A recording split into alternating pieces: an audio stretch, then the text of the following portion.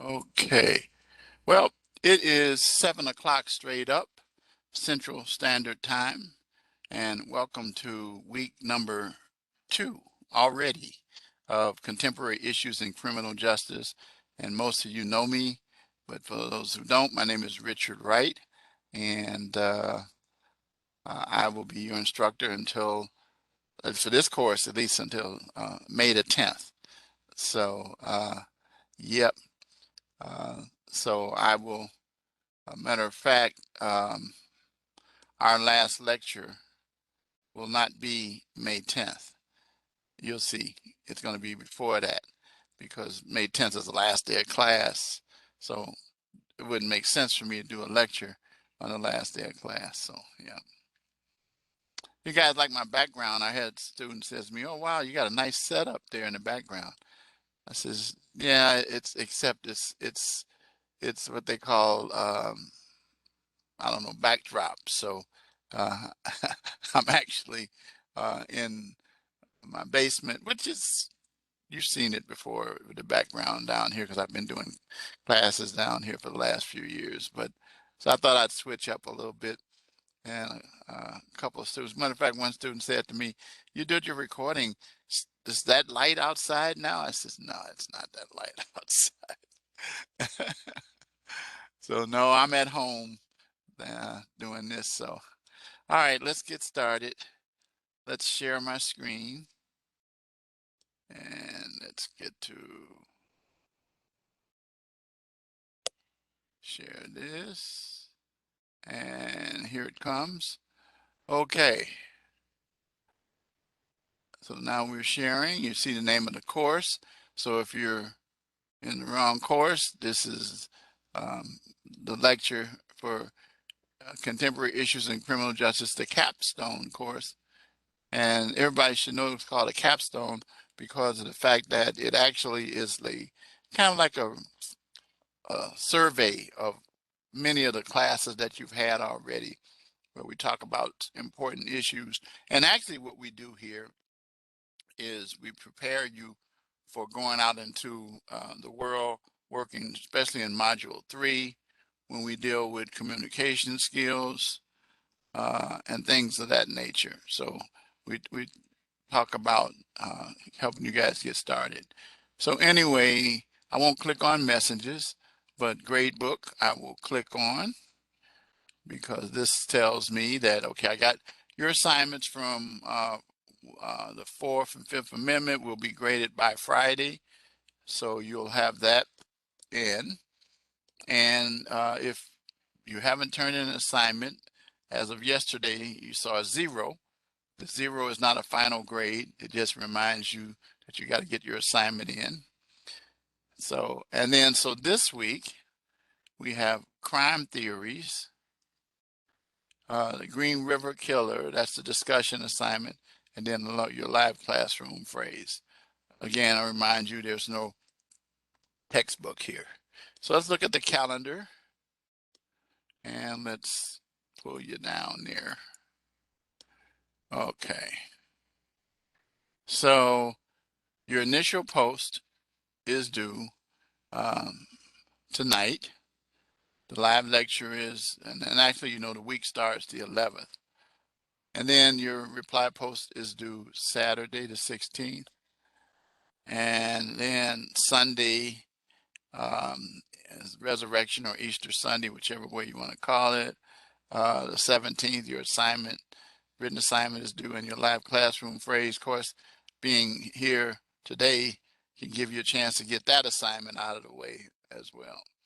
And you already aware of the fact that you won't, if you have not posted, you will not see anything because you have what we call post first here, which means you have to first post before you can get a chance to see someone else's response.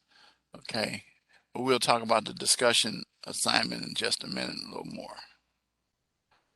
Okay, let's take a look at the announcement for the week. Here it is right here. So, criminal behavior theories. Basically, we're going to talk a little bit about why people commit crimes. And these theories, the classical and positive theories on crime, rational choice, routine activity theory, crime control methods. And so we're gonna talk about those kinds of things tonight. And then I'm going to remind you that your discussion assignment, the Green River Killer, the initial post is due tonight, and then your reply post Saturday. And then your written assignment, Crime Theories, is due this Sunday at 11:59 p.m. Central Standard Time. Make sure you follow the classroom rubric as well as what's in the module and what I talk about to maximize your grades. I encourage you to start strong and finish strong. And you know about my motto, adversity is the springboard to success. Many of you know my personal story, but if not, you can take time and you can go back and you can see it. There it is right there. And all you have to do is click on it and it opens it up. Okay. So with that, let's get right into the module. Okay.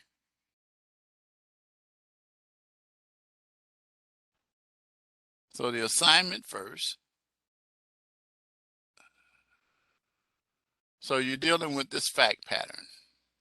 Okay. So on the way home from school, a 14-year-old kid, boy, stops at a convenience store. And when he thinks that the clerk is not looking, he puts a bottle of orange juice under his coat and heads for the door. So he's shoplifting. Now, the clerk catches him and calls police. So now what you're going to do is write a 3-page paper, APA formatted. You know what that means. Citations in the body, references at the end, double spaced, Romans 12, cover page, and a properly formatted reference page as well. So you're going to talk about the cause of the crime, biological explanation, the psychological explanation, which we're going to talk about, the social structure theory, social process theory. And then you're going to explain which theory or explanation you believe best fits this situation and why. Remember, it should be at least 3 pages. Very important. Very important. You see it 2 times here. You see it in the actual scenario, and then you see it in the paragraph after the explanations for crime. 3 pages in APA formatted. So you cannot miss that. Now, these are some publications that can help you out. The psychological theories, social control and self-control, social structure. Then, of course, if you don't know about APA, then this stuff down here is here to help you. Let's look at the rubric. Okay, I see Josh here. How are you, Josh? I see you again. I think both of you guys were in the same classes with me that I had before. So it's always good to see my former students. So very good. That means that I didn't give you tough enough time last time. So just kidding, just kidding. You know me. I like to have fun. This stuff is dry. If it's not, you're gonna laugh at it. So anyway, the rubric. I don't do with this. I don't deal with this, or this. I deal with this. And I encourage my students to pay close attention to this column, because if you don't satisfy the requirements in this column, you could end up in one of these. If you have no sources, no credible sources, citations in the body, and a reference page, you're going to be in this page. Because to me, the definition of an unclear discussion is not supplying sources. That is, your credible sources, your citations in the body, your references at the end. Very important, because remember what they do. Those citations in the body support your statements, and they provide detailed information to the reader as to the source of your statements in your paper. And that's very, very, very important to consider. Okay. Remember, when you're writing these papers, you're writing them so that someone can pick them up and read them that know nothing at all about what you have written about, and they want to be able to provide further information. They can go to one of those citations and check the references. So the biological explanation, the psychological explanation, you're going to give a clear, comprehensive discussion of each of these structures. Remember, it's 3 pages. And APA formatted. I already told you that. That's why I say not only read the rubric, but also be sure that you look at the module itself and listen to the things that I said during the course of the lecture. Okay, so of these various theories, which theory fits the best for this situation? You're going to, of course, write about that theory, explain why that theory fits in relationship to this situation. So I think one of the things that should be pretty clear from just considering the fact pattern is that he puts a bottle of juice under his coat. Maybe he was thirsty. Maybe he was taking it home to his family. I'm just giving you some points, but as you go through these different theories, you'll be able to understand why. One of the things, guys, that I learned as a lawyer, as a prosecutor, as a defense attorney primarily, and then of course as a police officer. I was a paralegal, but the areas that I'm referring to where I learned these things were as a police officer, investigator, and also as attorney, defense and prosecution, that people commit crimes for various reasons. We already know.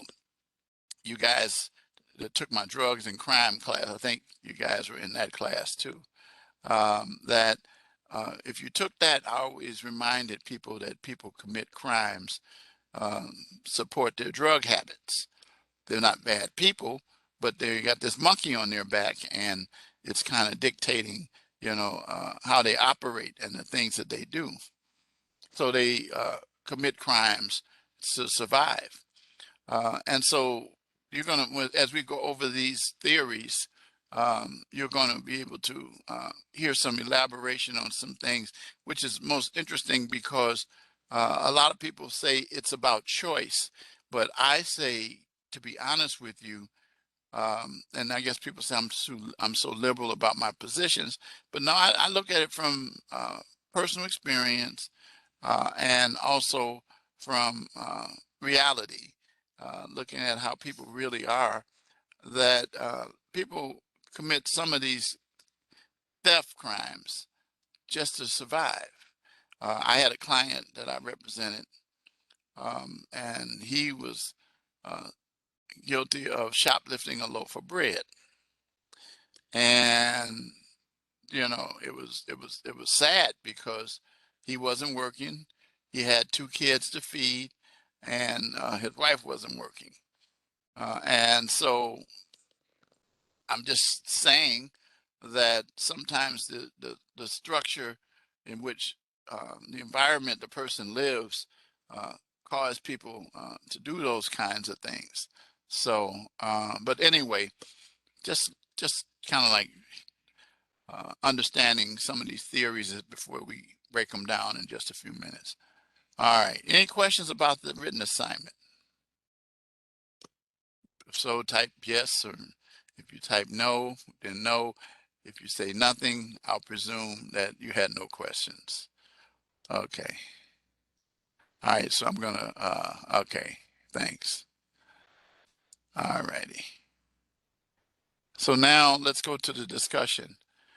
This is a very interesting discussion assignment about serial killers.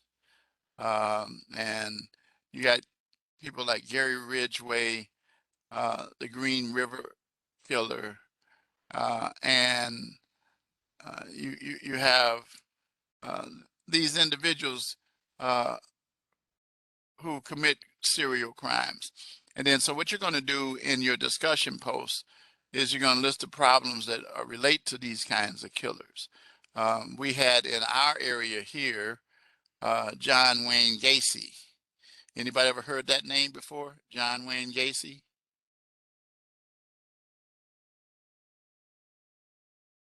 You ever heard that name? Well, he was a serial killer here in Illinois, and he actually resided in a suburban community called Park Ridge, a pretty upscale community. And he um, raped, mutilated the bodies, and buried some of those bodies under his house uh, and up in Park Ridge. And eventually he was executed. We also had one that's in Wisconsin. You ever heard of Jeffrey Dahmer? He's very well known. Jeffrey Dahmer, you know that name? Yeah, yeah. He was a guy who mutilated and had sex with individuals, and then he ate the flesh. Uh, that was Gacy didn't do that. He just raped them, but this guy had ate the flesh and stuff like that.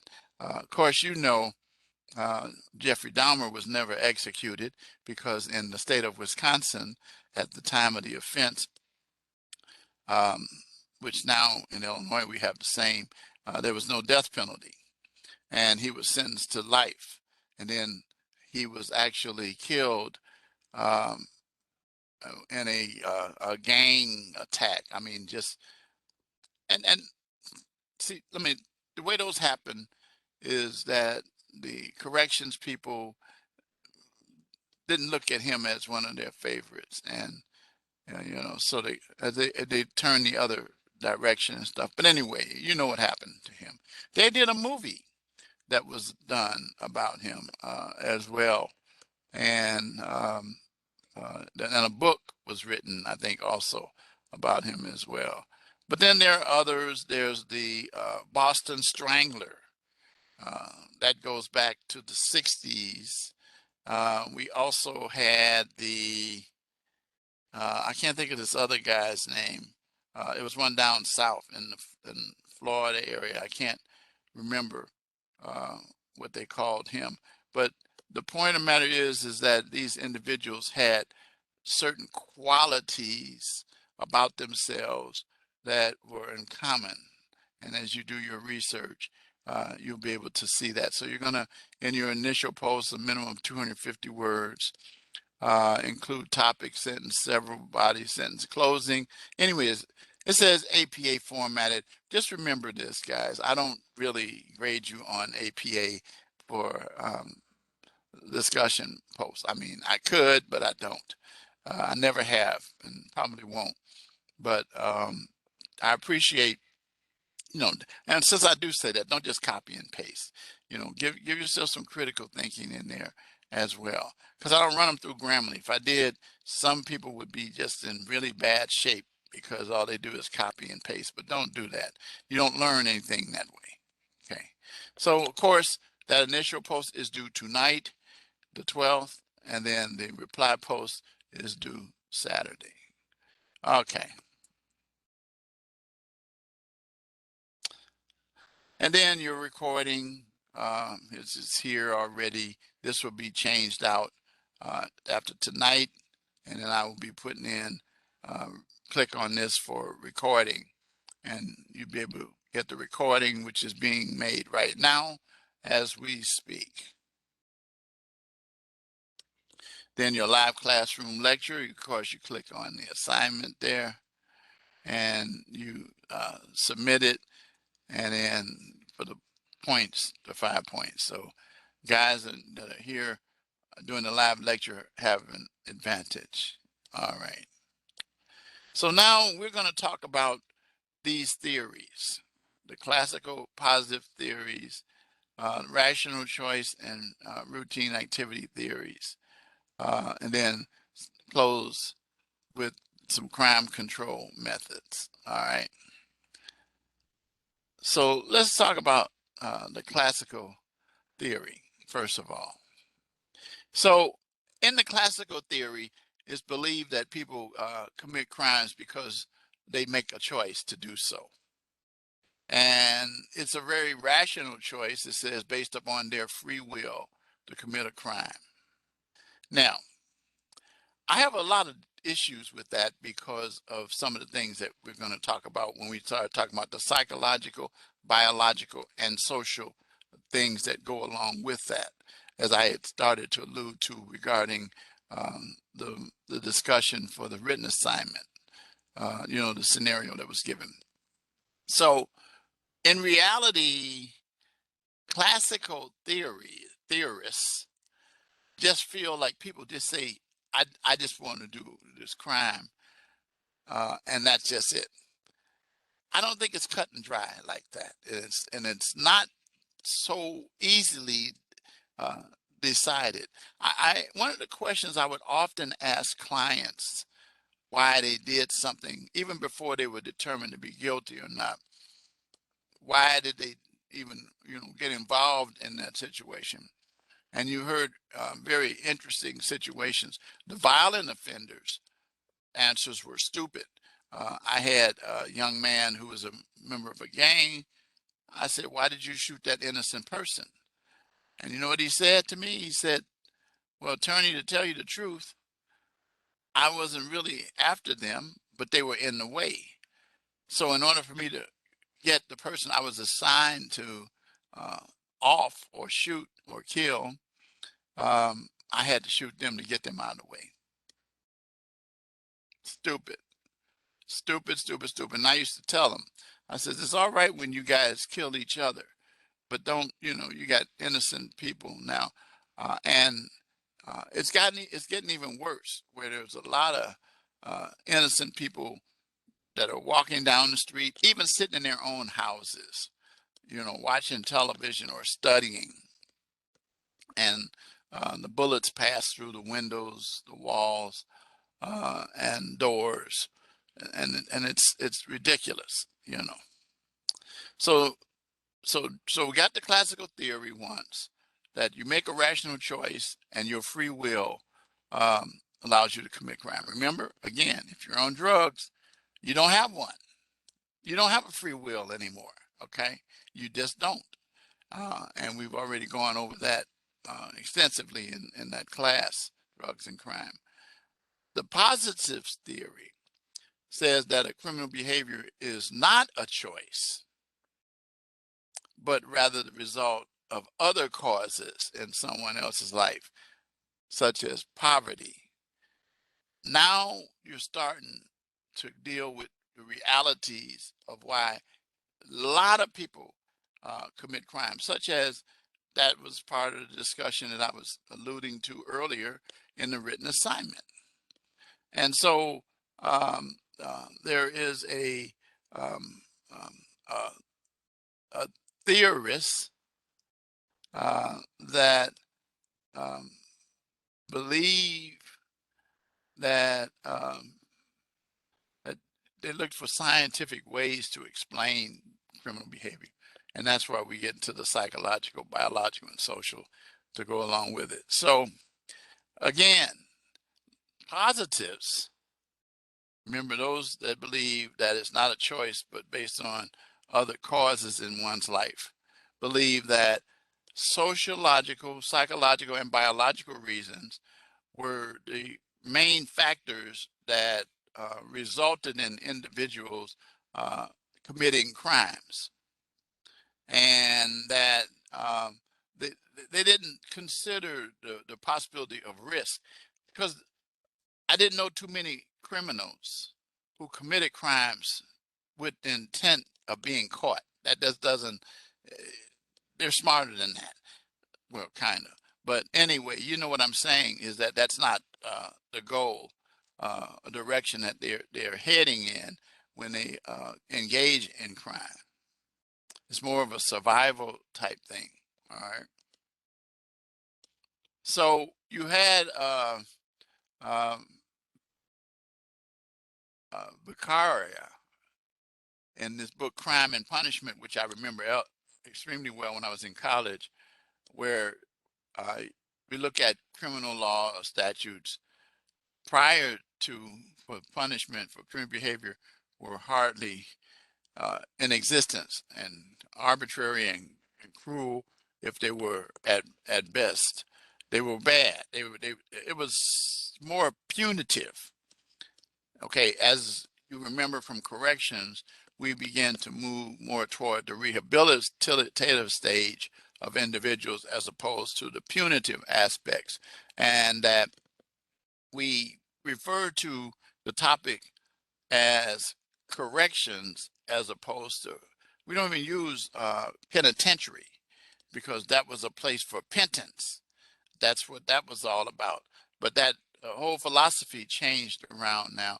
And as you know, um, once a person is convicted or pled guilty to a crime, then they're in the correction systems and they deal with one of those four elements or more than one: jail, prison, probation, and parole. But the point of the matter is that all of those various steps deal with rehabilitation as the core, because remember the goal is to minimize the recidivism uh, so that we provide things like education, job opportunities, um, things that will cause individuals to not uh, take into their own hands, taking something like this young man did, but instead uh, learning how to provide it for themselves and their family in a justifiable, legal, and orderly fashion. Okay, so Bakari came up with the idea that the punishment has to occur soon after the crime, and that the longer the punishment was after the crime, the less effect it would take. All right.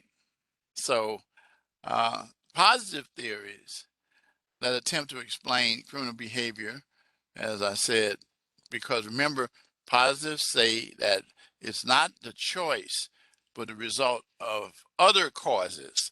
And that's where we get to the psychological, biological, and social, which we'll spend a lot of time now talking about. Okay. Now, the key thing is that what you should be aware of is that I would gather that when you study these theories uh, for criminal behavior that positives believe in, the psychological, biological, and social, I think you'll discover pretty quickly that there is a combination of these that may have something to do with the person committing crimes. It's not a single one. However, though, in terms of explaining why people commit crimes, we'll deal with each of these individually. But just be aware that in real life application, it's more like a gumbo or a stew of psychological, biological, and social. Okay. So, and that's one of the things that clinical psychologists, psychiatrists, I have a daughter who is a clinician, and she didn't decide to become a criminal lawyer, but she's doing that and discover many of these things, particularly on the psychological aspects of it. So, talks about, for example, whereas social theories blame on the environment which the person is raised, such as the family environment, neighborhood, or schools. Well, yeah, those can contribute a great deal. I um, am an individual that grew up in chaos. I grew up in domestic violence. I grew up in a situation that was uh, conducive to raising a juvenile delinquent who could become an adult criminal. but I decided not that route, but to go as a criminal defense lawyer instead. But the point of the matter is that um, it is believed that individuals who are placed in the kind of environment that I was placed in are more likely to commit crimes than individuals who are in a more stable family environment. And, you know, such is very devastating to a person to um, have happen to them early in their life, as I did as a 7-year-old, recalling, if you listen to my story, that my dad was murdered in front of my face. And I have not a psychological, I have a photographic memory. And so I can remember things like that. And the only way it's going to go away is if I go into Alzheimer's or one of those, but I have a pretty sharp mind. But the neighborhood or school, areas that have the best schools, as I say, tend to produce less crime. Well, here's the deal. As you and I both know, you guys who took my drugs and crime course, because it fits perfectly in this, is that it doesn't matter what neighborhood or schools, that opioid issue knows no race, no sex, no economic barriers, because there were individuals who are in well-to-do, good schools where they could potentially get good education, but the drugs were the monkey on their back. So this theory, it says, does not explain why everyone does not turn to crime. For example, not everyone grows up in poverty, joins a gang, or commits a crime. I raise my hand on that one. But I can tell you, unfortunately, um, it's a rare thing to see a person, particularly what I came out of, to reach the level and heights that I did in life. But sometimes things like that can drive you, as I talk about the adversity, and the things that some of those can lay out your life as to what you're going to be.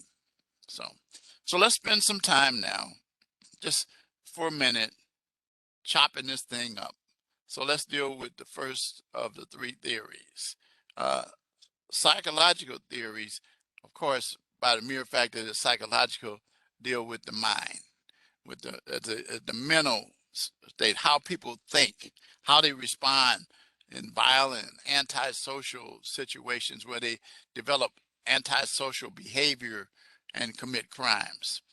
And sometimes the measurement of the intelligence quotient, which is short for IQ, and the capacity of that individual to make sound judgments or decisions.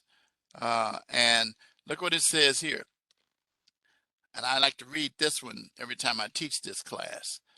Children who are victims of abuse, neglect, or who witness violence in the home are more likely to be antisocial and commit crime. I am, of course, one that didn't, but unfortunately, that statement does hold water. And it does statistically show that it tends to be more likely than not that a person would become a criminal in those environments. I had young people to tell me, particularly guys, oh, I would have been different if I'd had my dad in my life. My dad was taken from me as a kid. And then they hear my story. But the point of the matter is that you got to remember something, is that when you live something every day, such as violence, it becomes a part of who you are, and sometimes it takes you down. Often it does. And so those kind of things. So criminal personalities, they often have low intelligence. Let me tell you something. I have some issues with that statement because I know some very high IQ individuals who are criminals, who have the capacity to probably operate in corporations. Like, for example, one of the videos that we provided in the drugs and crime course uh, with the gangs and the crack cocaine. You guys remember that one? Freakonomics, it was called. Remember that? Did you guys recall that in drugs and crime? Yeah. And that they were organized. They were operating on a corporate level, but they were uh, using that high IQ in a negative fashion.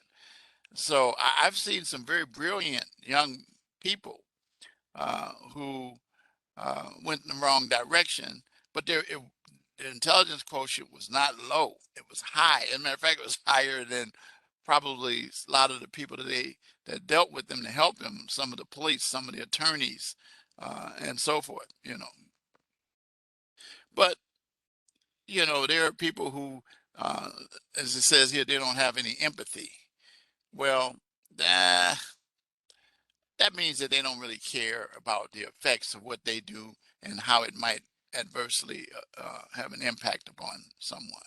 So anyway, I'm not going to read this fact pattern, but if you take time to read it and you looked at it very carefully, it reminds me of many of my representations when I was working in police work and as a defense lawyer.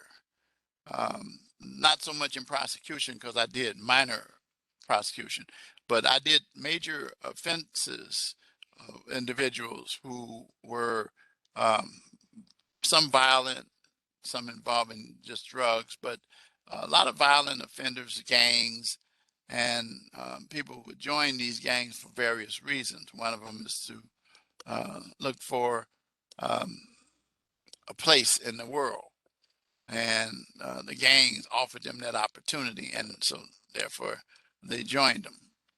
But it's a lot of this stuff in this paragraph. Um, I'll just take one part of it.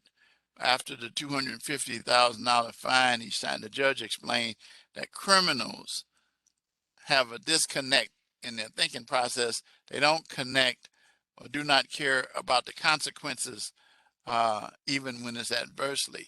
And that's my whole point in a nutshell, is that element. You know, if you thought about doing something wrong and you said, you know what, chances are I'm going to ruin my whole career. I'm going to ruin my whole life. And that's not worth doing that, because the famous last words of criminals, as I explained to a criminal, uh, I said, young man, you know what the definition of a criminal is? He said, uh, I don't know. He said, but I'm one of them. So I said, well, let me tell you what that definition is.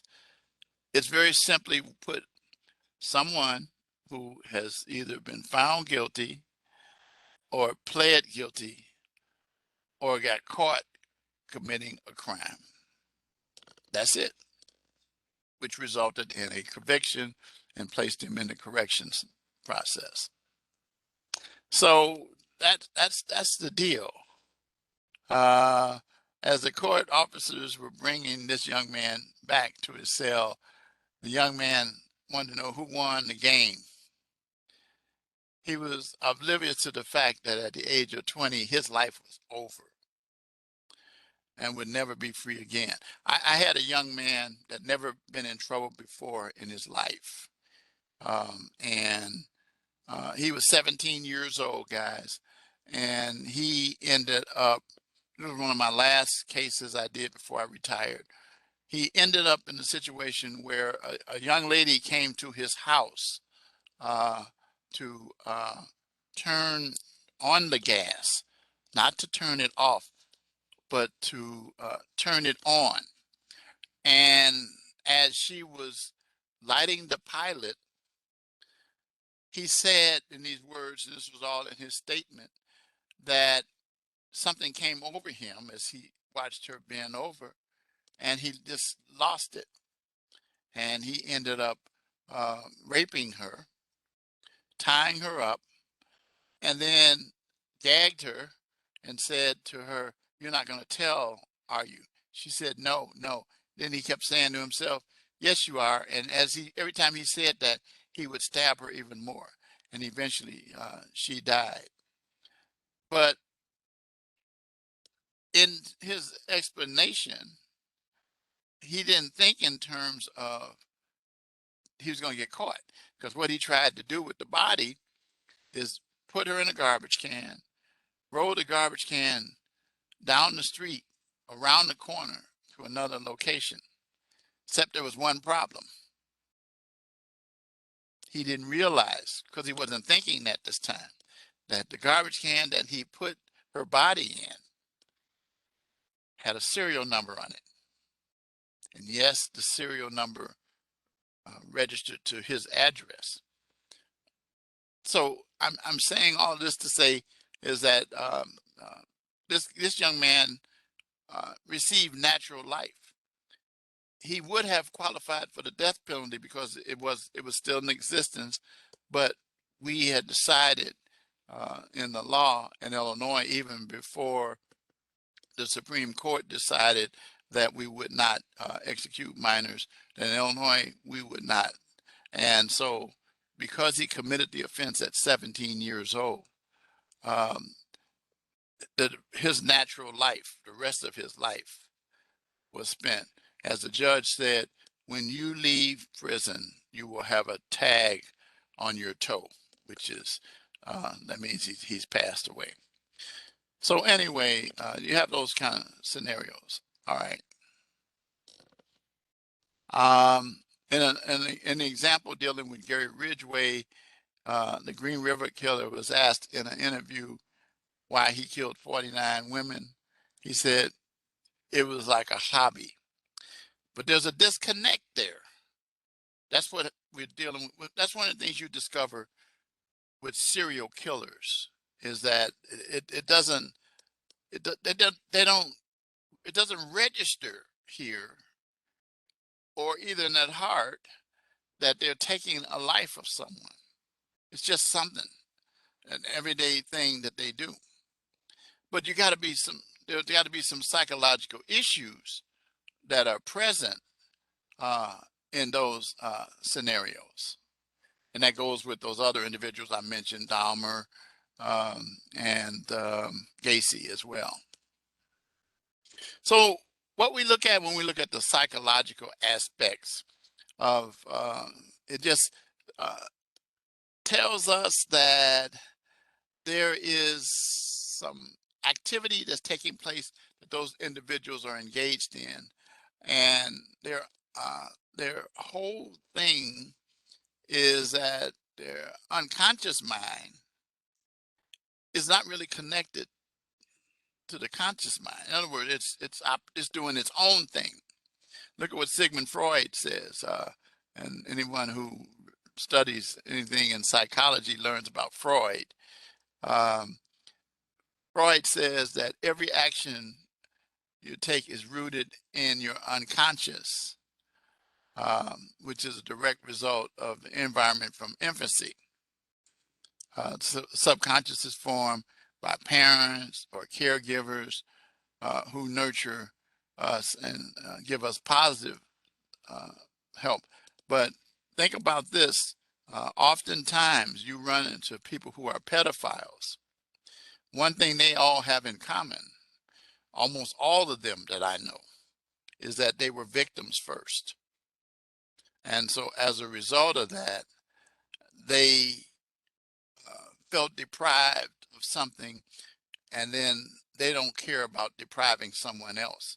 And they're on that merry-go-round, or that wheel, like that gerbil is stuck on, going round and around and around, because it happened to me, I'm gonna do it to somebody else, that kind of thing. So that but it's the psyche, it's the mind there. But it comes about because of their experiences. Okay, now let's get to the biological one, which I don't like at all, not even a little bit. So the biological theories um, says that criminals inherited, much like blue eyes or other infirmities that set them apart from law-abiding citizens. I don't know about all of that because I have a whole lot of problem with that. It's just like, and I'll just tell you what I heard a police officer say. A police officer said this in a session that I was in Tinley Park at the Illinois Chiefs of Police. It was a Caucasian police officer. He said that he was afraid of black males because black males have a tendency to be violent and that it's inherent and that it's you're born with it. You know, I was sitting there, I was like, no, you didn't. He did. You could hear a pin drop. So what he was saying is that you can't help yourself and that it's an innate part of who you are. Ridiculous. Ridiculous. But that's what some people think. As we tried to educate this young man, there was that you need to be exposed to different. That's why diversity is so important in this world, and we talk about that as a transferable skill. It's because you're dealing with people. You know, let me tell you guys, and I don't know if I've told you this in my other classes, but I was in a forum for the college, and we talked about this, and I gave my experience that happened to me in Wisconsin. Anybody ever heard of Chippewa Falls, Wisconsin? Eau Claire, Wisconsin? You heard of those two places? Ever heard of them? Yep. Anyway, if you're from Wisconsin, a lot of people know it's up near heading toward Minnesota. I was in an exchange program in 1967. And in that exchange program, they had us black students to go and stay with the Caucasian families in Chippewa Falls. We called it Chip. And Eau Claire was near at that time, and it still is there too. Now a lot of people know Chippewa Falls because of Leinenkugel beer, and they know Eau Claire because it's the home of Menards. But at any rate, the point I'm making to you is that I went to stay at the family that was sponsoring me, and innocently, guys, I was asked, could I help them with something that they understood, and this is what they really believed was a fact. They says, you people, and that when you start using that phrase, you automatically bring up some antennas for me. But so you people, how do you hide your tails? With a straight face. I was like, well, first of all, number one, I know where you got it from, but it ain't true. We don't have one, and I'm not showing you about it either. But what I did was at that time, as opposed to being offended, I saw some ignorance. And that ignorance came out in their statement. They were very nice to me, but they wanted to learn. And I said, well, the first thing you need to learn is we don't have tails. And we didn't come from monkeys and all of this kind of stuff.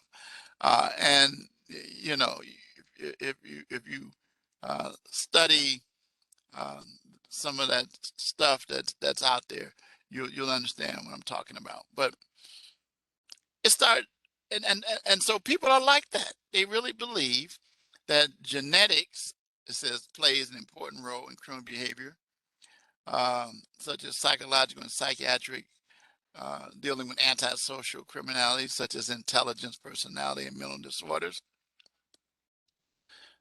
I can't tell you, there's no, it's not a gene in you. No, it's it comes from these other things that we've talked about a few minutes ago, some of the psychological, and then we're going to conclude with the sociological ones. But this theory here, it's kind of pretty much been pushed to the wayside. Um, says a significant body of research points to the fact that crime is inherited to some extent and links both the psychiatric and psychological constructs that determine the inheritance of intelligence, mental health issues, and personality. That ain't true. That ain't true. That ain't true at all. But people, see, the thing about theories is that someone can take it, do some research, and put their spin on it, and then operate on it. So, but anyway, it's like that whole discussion, and I'm not going to just get off into it, but it's right now. You can mention this word. I'm getting ready to mention this phrase, and people automatically, oh no, we don't want to go there. But it's been misused. Critical race theory. Um, make nobody feel guilty about things. It's just educating people about what has happened historically in this country. That's all. And actually, to be honest with you, I always tell people, just like those people up in Wisconsin, Chip, we became close friends. Many of us dated each other, and some people married some of the people and have children as a result of that. So, but anyway, that's all I'm gonna say about that one. All right, let's go to the sociological theory. Um, the sociological theorists say that criminality is based on the environment. That's pretty much what they say.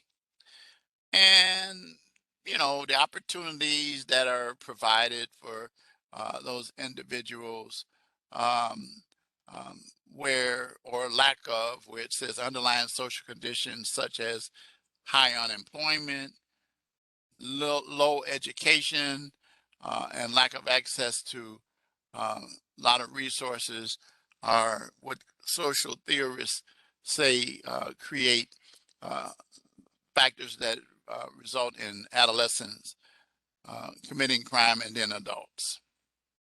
I agree with that because of the fact that when a person is deprived, they're going to not, that's why we say this about corrections. It is cheaper to educate than to incarcerate. I talk about the program that I participated in as an attorney, and that's called Probation Challenge, where individuals who came before one of my mentors, the late Justice R. Eugene Pensham in Illinois, that if you qualified for probation and you didn't have a GED and you committed a nonviolent offense, that if you decided to go get your GED through this probation challenge program and you came back before the judge, then the case would be dismissed. And we uh, found statistically that individuals who replace education or put that in the spot there where there was their new direction, or to put it another way, you guys remember me talking about the clock getting you from 12 to 6, so that person got to 6 where they had a new direction in life, so where you did a 180 and went in a whole nother direction. Well, the number of individuals who were recidivists went down tremendously. And so we had something going there. So you had not only those who wanted education, but those who got vocations and trades, those who had what we call second chance opportunities given for employment, uh, and those kinds of things, helping individuals who don't even know their social security number because they never had one because they didn't work. And now though, when you're born, you leave the hospital with a birth certificate. We always say the birth certificate, the bill, and you have the Social Security, and it starts right there. So you can't even leave the hospital without those three things. So the point of the matter is that providing opportunities uh, to support oneself gives them some new directions. Okay, still other experts contend that individuals who live in lower class communities are exposed throughout life to a different set of values, and that commission of crime is acceptable. Wrong answer. That is not the truth. It is not acceptable. It's just that that's all people know. Those people know. It's not acceptable. It's their way of life. And you have to, as it says, it becomes difficult to change because it's transmitted from one generation to the next. I agree with that because when I was a defense attorney and I started out in '78, by the time I retired in 2000, I was representing the next generation of many of my clients, you know, so, and the generation under them, because it was a long time. And so the point of the matter is that it just was handed down. Again, that's the problem there. You got to remove yourself from that environment. That's why at 12 o'clock, the way you lived should not be the same as 6. But if you decide to go anywhere back toward that, then you're going to fall into that trap and you're going to commit crimes. All right. So I'm going to leave the rest of that. And so you can check these theories out. There's some links in there for other materials that can help you there. All right. So we got about 3 minutes left, but I'm going to talk about these things because pretty much the stuff I talked about earlier actually encompasses this as well. The rational choice theory says that people make deliberate calculations to achieve their goals and their best interest. That's individuals who find themselves taking adversity and using it to be successful in life, as what I did, and that's what I encourage you guys to do. Ever since you've been my students, you've heard me beat that horse over and over. You know, adversity is the springboard to success. It's a fact. It really is, and so you have to understand and learn that there's some consequences to poor judgment, poor decisions. I mean, and some of those consequences put you in a bad situation.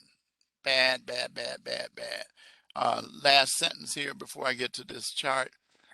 It's well known that homes with burglar alarms, barking dogs, and outside property lights are less likely to be broken into those that don't have those. Yeah, because those things increase. I got a dog. I got a got a golden doodle. He's a big boy. He barks whenever somebody rings the bell or somebody drops a package off. He lets us know. Um, he'll also bark at people driving by in their cars. Then we have the alarms, ADT, as well as cameras that record. And then there's property lights outside that come on. Now, and then we live on a corner, a busy corner, but it's a residential area. And so we're pretty set up. So what happens is that an individual will say, I don't think that's the place we want to go. We don't want to go break in the White House, or the Wright House, I should say. Okay. But then let's look at this. It's 8 now, but I got to wrap this up. The classical rat crime act triangle. When I first saw this, I kind of said, let me look at this really good. So you have at the top the motivated offender, okay? And then suitable targets. So remember, I already told you, we're not one of them. And then there's an absence of leadership, guardianship. And so what happens is, based on that theory alone, is that the individual will ask the question, how likely is it that I will end up in jail if I do this? And that's kind of what it is. But in the routine activity theory, the best way to reduce crime is if individuals are known as handlers. What is a handler? Individuals who decrease the likelihood because they act as monitors uh, to exert. Examples of these are chaperones and supervisors. I was in the Boy Scouts. I was involved in the church. Um, it says supervisors who monitor employees, school resource officers, employers who install surveillance cameras and stuff like that. You feel safe. Okay.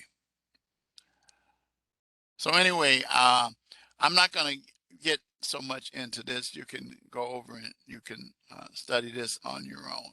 But just understand how it pretty much works is that you're placed in a situation where it's not conducive for crime, so you don't do it, or you're less likely to do it from there. Okay, so then we conclude with crime control methods, and we already kind of talked about those. You know, there we go. That's my house. No, that's not really my house, but you know, we got the cameras there, recordings. You know, somebody claimed that they delivered a package at my house from FedEx, and so I went back and I looked at the camera and said, no. Turns out they delivered it to the city and the state, but not at my house, and so they had to give me my money back. But you have cameras, and then you got deal with issues of DNA, which is awesome to me because it brought some light to dealing with crime itself and also exonerating individuals. Okay. The last thing I want to talk about is the deterrent theory. That's a three-tier approach to criminal behavior. And I'm just going to just touch on it and then we're going to end it. Certainty refers to the likelihood that you're going to get caught. And so we already talked about what cameras and stuff like that do. Then you have celerity, the speed that the punishment comes. In other words, the faster the crime receives punishment, we talked about that earlier, the likelihood that the consequence could influence the choice of an individual. Finally, the severity of a punishment is enough to deter criminals. Well, we have that argument that's ongoing constantly.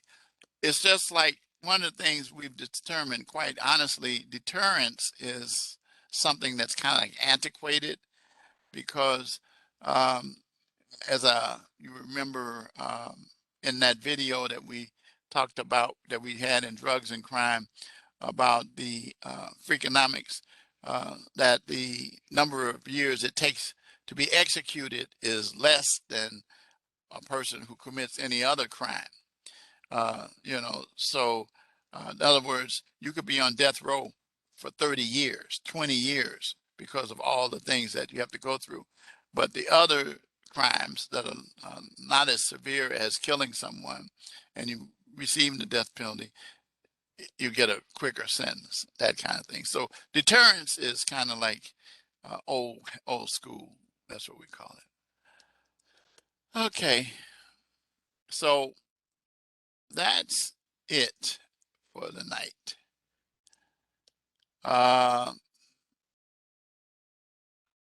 Any questions?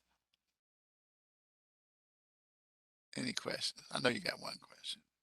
What is that question?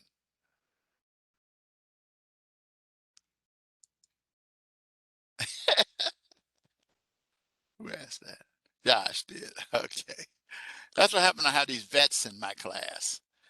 Okay. That's a good one. Any others?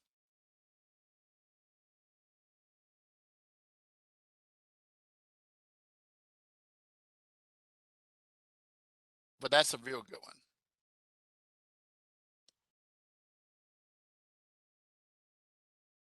Any other choices?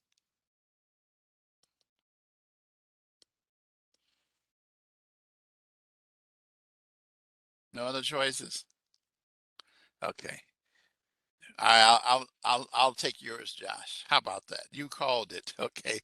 If you want to know who did this, go see Josh. Okay. His name is Joshgrimmer.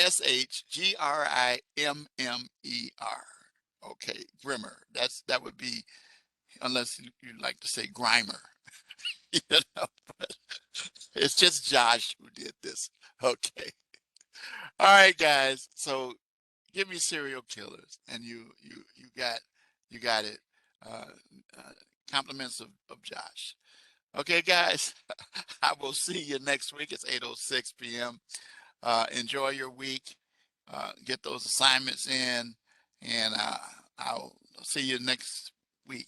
Oh, I did not mention this when I was at the calendar, but I want to make sure that you're aware of this. I got to do this. I'm sorry. I meant to do this.